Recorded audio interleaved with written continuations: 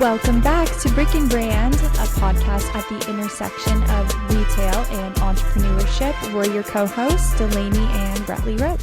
Today, we are so excited to have Noelia Burns, the founder of the Burns Collective, with her husband. This is San Diego's newest, hottest, and the one and only faith-based Pilates studio, opening soon at Kearny Mesa West on Opportunity Road. And we are so excited to have her here with us to talk about her story and her journey to becoming an entrepreneur and just all the things. So welcome to Brick and Brand, Noelia. Thank you so much, guys. I am so honored to be here and just so excited to chat everything business. Yay. So excited. We have a bajillion questions for you, but to get started, tell us a little bit about the Burns Collective, where this idea started, how long ago, and what did you see missing in the fitness space that you felt like you led you to build this brand? Totally. So the Burns Collective, the whole idea behind it started about 2 years ago. So it's been a while to just bring things fully into fruition. And I can't go into about the Burns Collective if I don't share a little bit about my testimony, because it's totally what brought me here. So in the beginning, I grew up Catholic.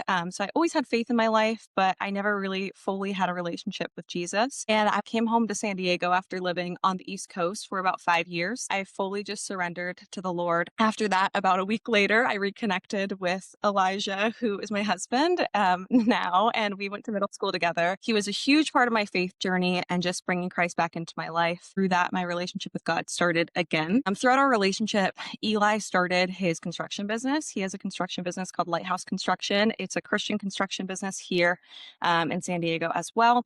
And he was getting his general contractor's license when we were dating really early into our relationship. I never thought I was going to be a business owner, but I saw Eli doing it for the Lord, and it kind of changed my perspective a little bit. During that time, I was getting my Pilates certification. My whole life I was active. I was a dancer, so it kind of made sense to progress into Pilates. After that, about 6 months, I got my certification and I started teaching full-time in a bunch of studios in San Diego.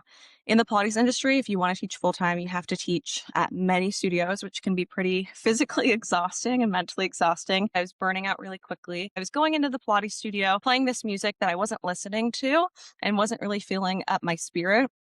And then I was also going to church and I was kind of living that side of my life. And the two were not coming together. And he planted in our hearts, I would say, going into the summer, that this is something that this space needed faith in it. I was wondering and searching and seeing, like, why is there no faith-based studio? There was no one really doing it, from my understanding, at least that I could see on social media. And immediately we were like, okay, it's going to be a studio. We're like, God, we're going to do it. And a couple months into that, we realized this is not going to work out the way we want it to. We're going to go into debt. We don't have the money to do this. It truly was just a month later, with not even like knowing how to do branding on social media or put anything together. I hosted my first event and it sold out. And that's the Burns Collective kind of came to be, which was an event and pop-up space for Christian Pilates. We called it Pilates and Praise for some of the events. And it was just focused on faith and fitness. We'd bring prayer into it, Christian music, worship. And it was totally something that this community needed. And from then on out, we were selling out events. In terms Where of were you doing the pop-ups? Were they in like a park or a public area, or how did that look? So we were doing pop-ups in different spaces. We did a lot at Mission Bay, which is just one of the bays over here. And when it's outside, like in a public area in San Diego, you can't charge. It has to be donation-based or free. So at first we weren't doing that. We were hosting events at like bigger spaces and then charging like fees for it. And I would rent the space as well. So we kind of did a mix of both. For both demographics, people who, didn't want to pay a lot to go to a class. And so they wanted to do donation based. And then that was kind of like a different method. We wouldn't have a vendor. Sometimes we'd have coffee at these bigger events, and a longer, I guess, session in a way. And then we would also do the donation based as well. Okay. And so how long were you doing pop-ups and kind of generating traction and interest around the brand before you felt like, okay, I can open a space. And the reason I ask this is I feel like a lot of founders, they do it the opposite. They rush and Mhm, they open a space, they go into debt to your point, and mhm. then it's like, okay, now we really need to market because we have this huge rent payment we have to make every month. We're in debt. But you did it in a very intentional and strategic way, kind of the other way around is let me build an audience and a following, and then you're more comfortable. So what made you take that approach? Was it just purely the financial, or were you strategically thinking, "Let me build my audience before signing a big lease?" I didn't ever study business. I had no experience in the business world. So that was never something that I was like, cool, let's build the community, let's get people interested, and then let's open the space so we know that we have like a following in a way.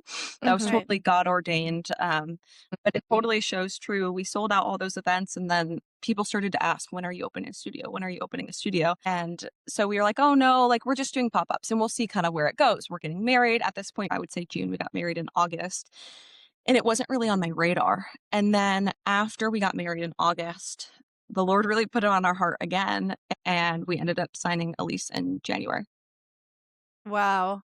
Full circle. Our first event was actually at a studio here in San Diego that I had quit, and she was generous enough to let me use the space, the mat room. So that was incredible, and people have definitely been kind through this process. So that's been awesome to see other women support each other in this business. But we in terms of brands, we connected with this girl who's doing Christian grip socks and she donated socks for everyone. So that was kind of my first like dip of my toes into working with different brands. We met a girl who made juices at home. She brought juices. So it kind of just organically came together. Yeah, that's incredible. And just to kind of double click on this a little bit further, because I think we have a lot of people who are listeners who are trying to build brands and tap into other people's audiences, because that's such an important thing to do with any brand. What are just some quick tips and tricks of, like, what actually worked? Like, were you sending messages on Instagram? Were you showing up at the store, asking for a partnership? How did you, in real life, kind of approach that? And what was effective for you? Yeah, so I have a little bit of a background in micro influencing. It's funny to say it out loud because I'm like, oh my gosh, what was I doing? But when I was in college, it was like kind of the big blow up of micro influencing for like small Mhm. creators, especially college content. But it kind of Mhm. got me used to emailing brands, texting brands, DMing Okay. brands, whatnot, and like putting myself out there. I feel that way in this business, especially, and just really leaning on my faith and just also being around people who can help lift me up, pastors and mentors. But I think I will always feel like I'm not, this is not something that I can build on my own because it's not me. It's not just me. Yeah. Yeah, and as you continue to grow, you will have imposter syndrome at the next stage of growth, whether that's franchising or expanding to a second location. So it never really goes away. At least that's what I've experienced is you kind of become comfortable at one stage or feel like I've got this, and then you grow to the next stage and you're back feeling like, can I do this or not? But one thing I did want to touch on is there's so many people out there that have great ideas for a brand or to start a business. And a lot of them are really good ideas, but that's a big difference from actually creating something where people will come spend like their hard-earned money at your business and can it actually financially make sense? Was there any signals or signs to you when you were doing these pop-ups and getting more and more traction where you were like, these metrics are telling me I'm ready to open a studio and it will work? Or was it just, were you just going off of a feeling? Or was there some real financial metrics that you felt like you were hitting? Yeah. So I will say, firstly, pop ups and events, I think there's a misconception. A lot of people are starting to do them because it's like the popular thing, but that is not where you make money. So, like, Okay. we were seeing money come in, of course, because we are selling out events. But we also wanted to have reasonably priced tickets, making sure it was accessible because I'm not only dealing with a Pilates event, I'm also dealing with something that's faith based. And I never want to charge people too much. So we are really struggling with that.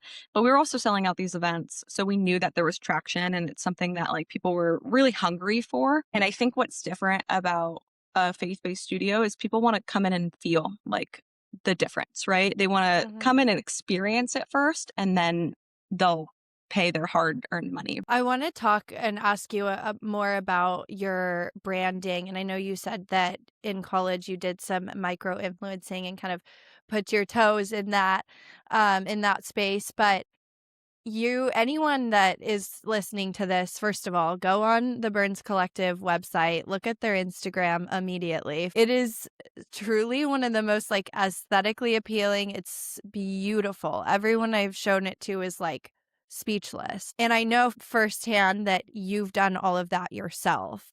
What did that process look like as you were kind of building your brand from like the outward appearance, as far as like branding materials, logos, color schemes, that type of thing? Did you have someone guiding you through that process? Was it kind of trial and error?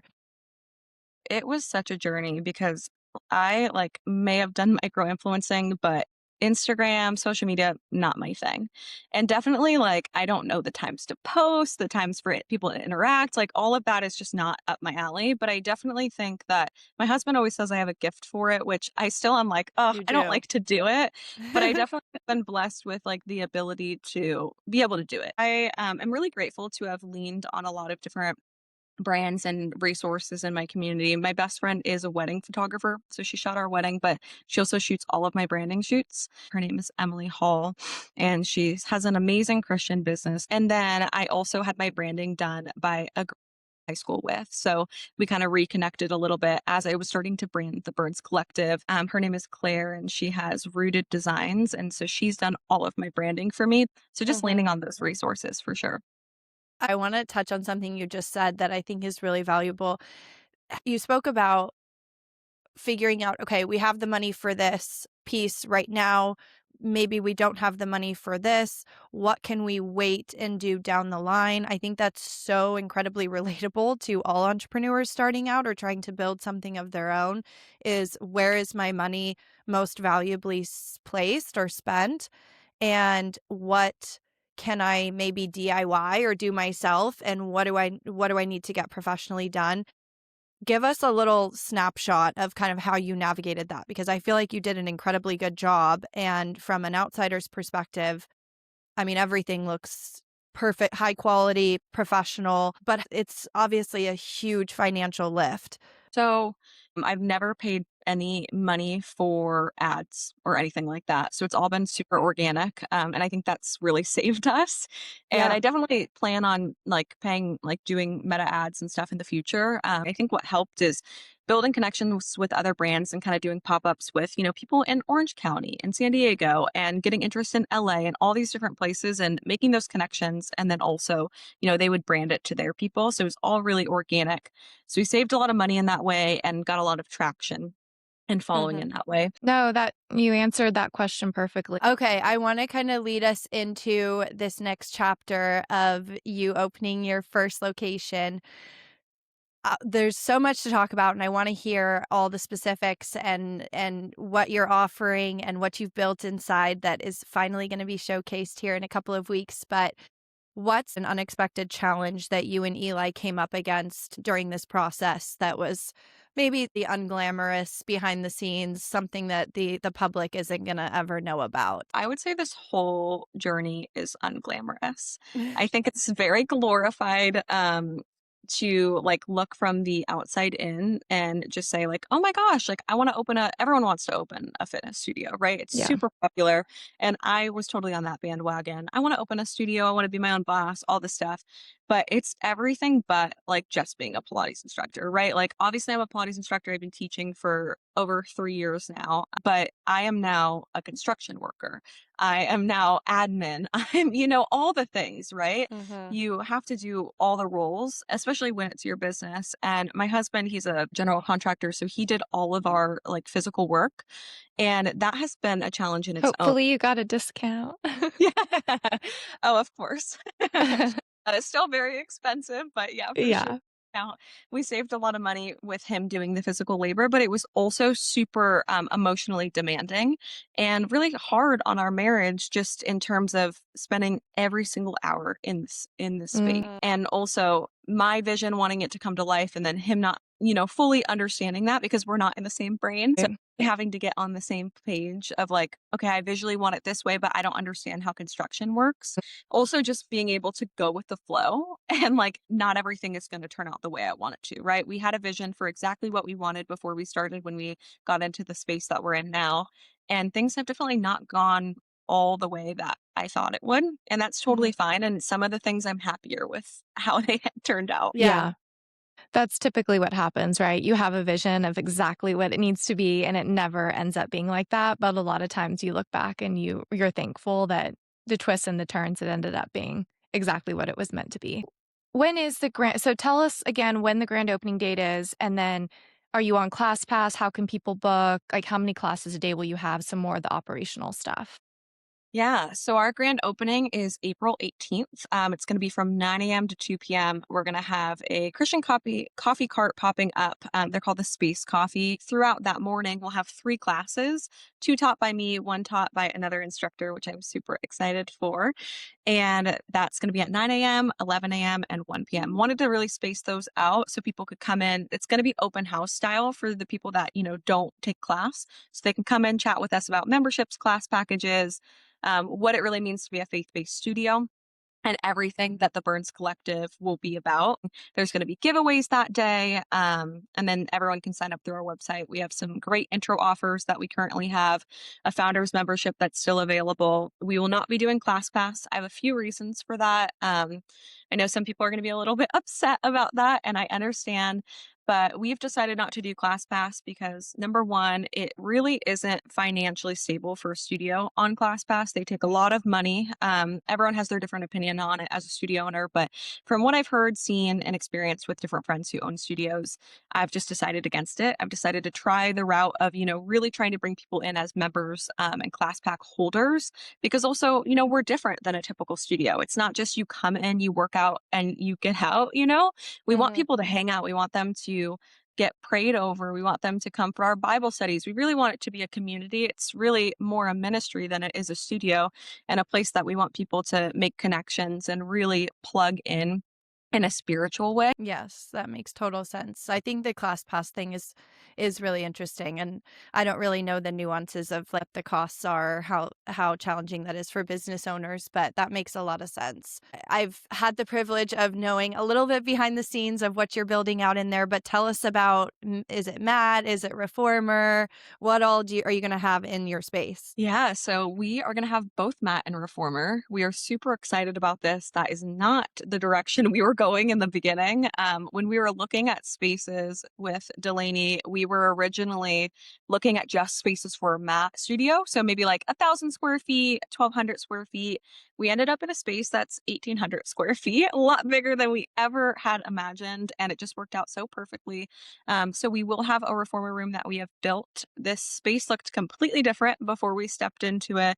And I'm just so thankful to my husband for all the construction and the nuance in that. But we built out a semi-private reformer room. So that will be for reformers. I'm so excited for this because as a reformer teacher, I really enjoy intimate classes, and I think it ties really perfectly with our brand and what we represent.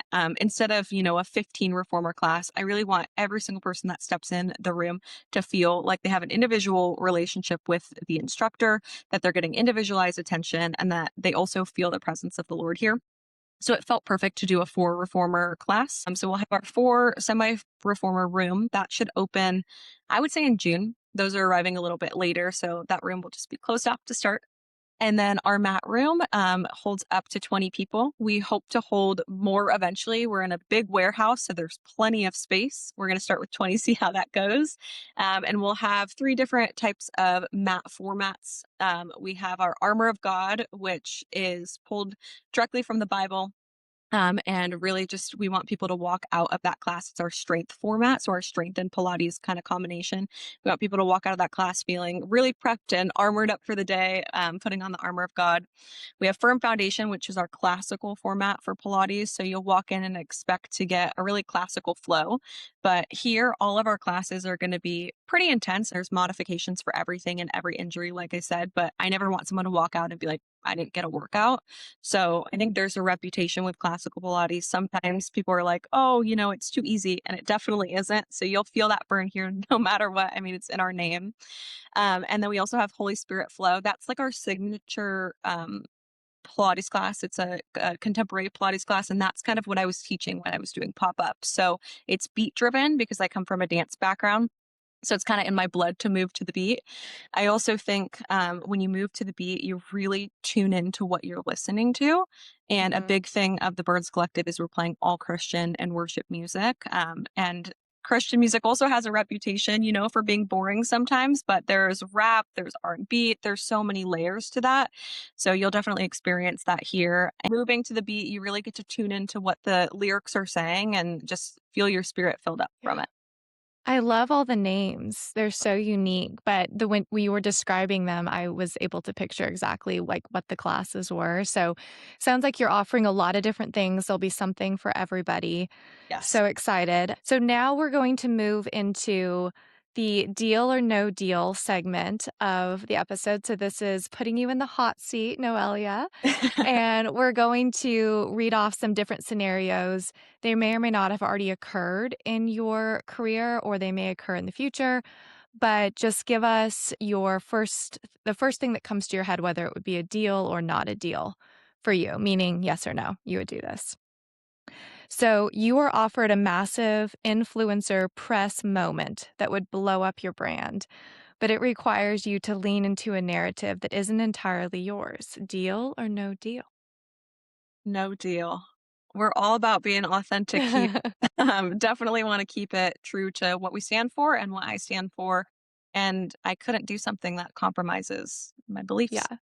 Yeah, I love that. I think I that had a was feeling you were pretty gonna say clear that. from yes, from this Yeah. conversation. I can That's tell an easy you. question. Yeah, yeah. Easy. Which is amazing though. Like you're true to what you believe and you're not going to sway from like the brand that you've built and what you guys stand for. So you should be very proud of that. Okay, number 2, a well-connected developer offers you a prime location. Maybe this is store number 2. But it comes with unspoken expectations, like showing up to events, promoting their projects, or playing into their network or following. Is that a deal or a no deal? Ooh, I'm like, I have so many questions about that I know. one. That I'm was a like, very broad Because it what one. are these depends, events? right? Yeah. Yeah. Yeah. Oh gosh, I don't know. I mean, I think it would just be, do the events align with our niche, right? Because if they don't, then I'm in the same boat as the last question. You don't know until you commit to doing Oh, it.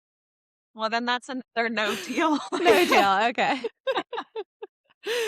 Love it. Not a lot of deals here today. No. This one is maybe will be a little more difficult. You're at a moment where you could double your business, but it would mean sacrificing your personal life completely for about a year.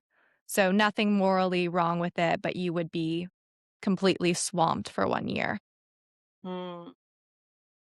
That's hard because we are, starting a family, and that's totally going to come first before business, always. So I think it would depend on the place I'm in business wise. But oh, these are hard, guys. You're really getting me to think. That's the goal. Yay. That's okay. I already feel like our life has been swamped the last year. My husband and I kind of have a tendency to just do a lot of things at once. And we're very grateful for God's blessings in that. But it's, very overwhelming being pregnant, opening a studio, getting married, doing it at the same time. So I'll make a deal. Yeah. Good deal. I love it. Yeah.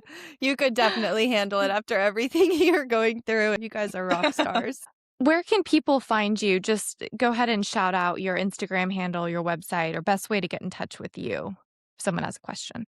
Yeah, so our Instagram and TikTok are both the Burns Collective. So super easy. You can find us both on Instagram and TikTok. And then you can find our website at theburnscollective.com. So also super easy. If you Easy. want to get in contact with us, definitely DM us, super active on there.